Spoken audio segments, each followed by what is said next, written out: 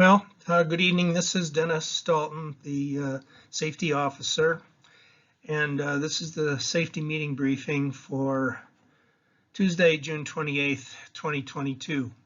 The safety briefing is on runway safety, but it could also be runway incursions and certainly on taxiways, which seems to be the topic of this picture here. This is from one of Catherine's accident reports that are on the internet. Neither one of these guys was on a yellow line with their nose wheel. I don't know how that happened. So, what are the most common causes of runway incursions? Well, general aviation pilots of all experience and certificate levels account for the majority of the runway incursions each year. I guess some remainder is probably people driving the vehicles, usually caused by miscommunication, failure to comply with signs and markings, or simply getting lost.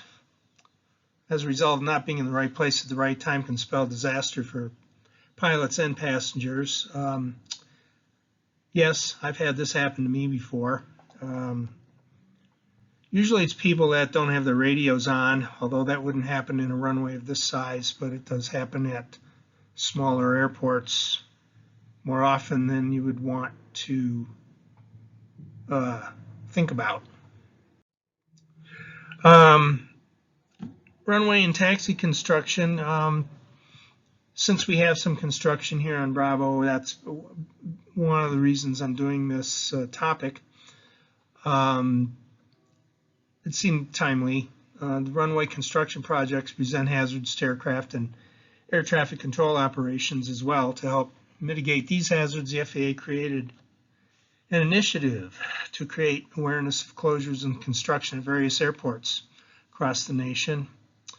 This website is dedicated to helping pilots, airport authorities that sponsor construction projects, and air traffic managers to avoid the hazards associated with construction.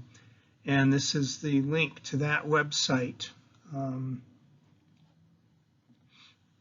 did visit this website and I found that there was a disclaimer on there that they were temporarily focusing on notams at this time so that it wasn't as up to date as it normally would be.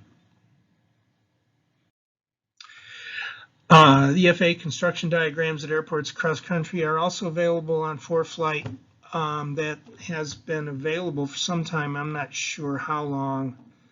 I see Go to More, which is down here, of course, and then Custom, which is right here for custom content. And then you search the airport list. You'll notice I downloaded my iPad yesterday, and KCOS isn't on here.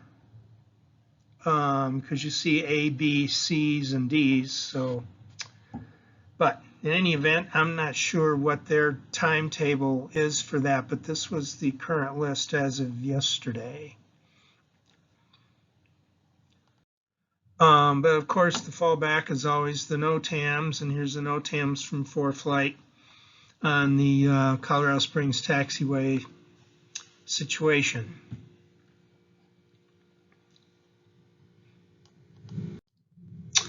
What many of you may have seen or may have not seen, the PDF that was sent to the Aero Club, and Justin had forwarded it to everyone, and so I just could only do a screenshot of them, so I'm just going to go over them and recap a couple things.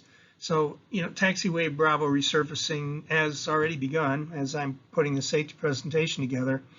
As it says here, start date was 6/20. A brief review of the taxi pilot knowledge and communication procedures may be helpful to some people at this time. So we're going to go over a little bit of that briefly. This is the map. And this is the type of map on 4Flight that comes up. We had one at DIA there, and I was looking at it, and they're very similar to this. where the airport diagram is highlighted. I suppose if you have safe taxi, that would come up as well. Construction has begun. So what I'm noticing, you got these 3 flag guys here for those of you that even may not have looked at this. Maybe you did, maybe you didn't. It shows 3 flagmen for construction. Of course, this is Alpha here, and 1735 left, and 17 right is right here. So they're out here on the the non-movement area. Appears that the construction route begins around the FedEx and Aircraft Museum, excuse me, and winds around the approach end of 17 right up here, following these black arrows. I don't know what kind of trucks those are going to be. I guess if it's black, they're going to digging up the asphalt. Congestion seems to be at Bravo 1 and 2 here, where we need to get to the fuel pump. Whether you're landing on 35 left or 31. Let's see what I say. Since B3 is closed, landing on 31 would mean, in my opinion, which some of you probably already found out, either landing long or getting off at Bravo 2, or getting off at Bravo 4, which is normally where we would get off if we were landing on 3-1, maybe Bravo 5 or 4. And being able to break red on the ramp, which is what you would have to do back here, which there may already be some stanchions back there, or I don't know what they're doing. Although landing long does require a request to the tower for spacing and what they assume your speeds to be. They expect you to land in the first third of the runway unless there's some issues. So if it was me and I was going on 3-1 and I wanted to just touch down here and taxi up to here and get off so I could go to the fuel pit, then I would tell them. To further complicate that congestion, of course, is the FAA hotspot HS1, which is right here, which I'm sure all of you are familiar with hotspots. And this is out of the airport facilities directory, which you could also get off of ForeFlight or Garmin Pilot. And this wording is exactly right out of there, except that I spelled out their abbreviations for you. Runway threshold 13 and 17 right are next to each other. Wrong way departure and landing potential is very possible, and with students sometimes it is. It's very convoluted over here. Runway 17 right connector is taxiway Bravo 1, which is right here. But what a lot of people don't realize is that tower line of sight is limited over here. So maintaining close communication with ATC T when in this area is advisable, and just to assume that they, may not be able to see you very well. And, the run-up areas here have to be, you may, if you were departing on, 17 right, I don't know what they got going on over here. I'd have to get over there and see.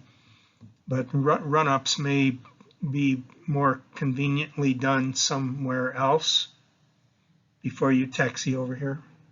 It's something to think about. So these are what was sent to the Aero Club. Phase 1, which is this one. Briefly, Bravo is closed between Bravo 2 and 4. And Bravo 3 is closed. Phase 1A, which is supposed to be for 10 days, starting August 9th. So I just looked at a calendar and did this, but that could change, which is a NOTAM thing that you would need to be aware of, which I'm sure that we will be posting those on the board or on the counter in the ops office. Phase 1A runway 1331 closed since they have to pave Bravo 3, and they will be right up on the runway, which is why that's happening. So they're just skipping 3 right now and just, doing the taxiway, as far as I can tell. So I'm sure everyone knows about progressive taxi. You just request progressive instructions or request progressive taxi instructions. They're precise taxi instructions given to a pilot unfamiliar with the airport or issued in stages as the aircraft proceeds along a taxi route. Progressive taxi instructions are issued on a step-by-step basis and are used, first of all, most importantly, when requested by the pilot, although when they deem necessary or if they feel you don't know where you're going. If I can go back, no, I can't go back. I wanted to talk about landing on 3-5 left and going on to Charlie. That's another one where some people will land on there, and I've done it too. I mean, I don't hardly land on there and get off on Charlie somewhere, or Echo, or I mean, well, on Charlie. And so I might ask them a question or something.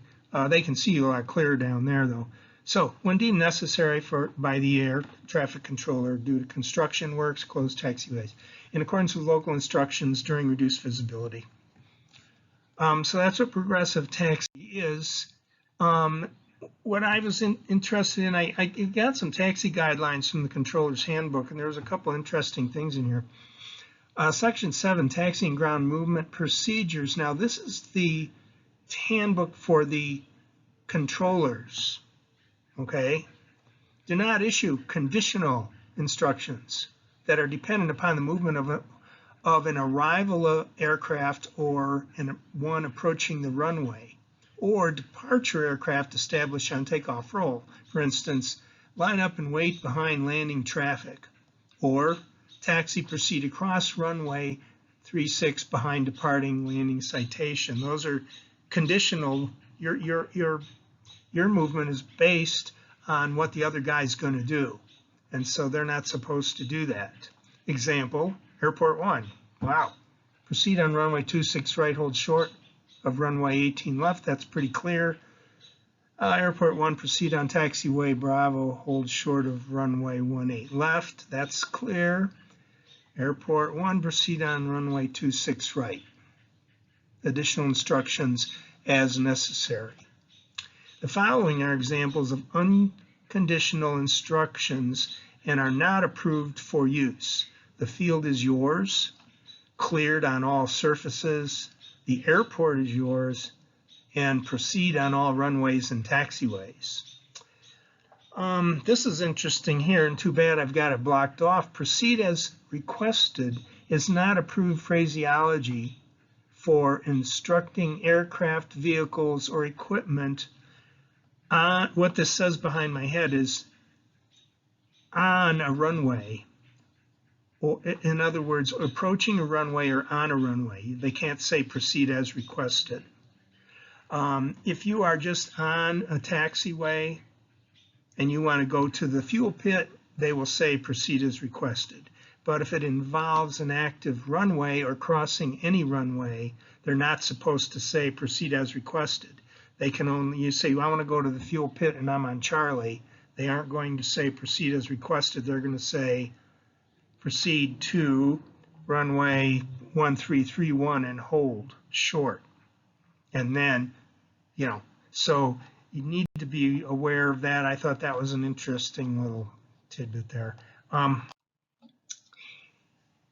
on that subject, I dropped off, and he may have already passed these out to you. I had a bunch of these that left over from one of our FAST team meetings from the FSDO, so there's about 65 of these things. I told Justin, I could pass them out, and you can either do that or just take it home and look at it. Of course, this one is similar but not the same. This one has the answers upside down. The answers on the handout, obviously, you probably would have already found out are on the back. Even some of these I would have to think about, because what I think a lot of things on here are almost position where you are on the runway kind of gives you the answer, half the answer. or where you are on a taxiway to what you're looking for.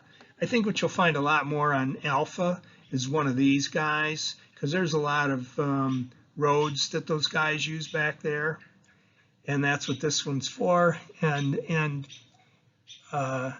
what happens is a lot of times when they're up on the other end of the run, they've got to use all the active taxiways, and so they just have to know that they are clear to proceed.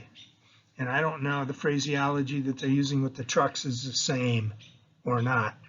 I think that would probably be another interesting thing if the tower is talking to a truck, a construction truck, or he's talking to the airplane.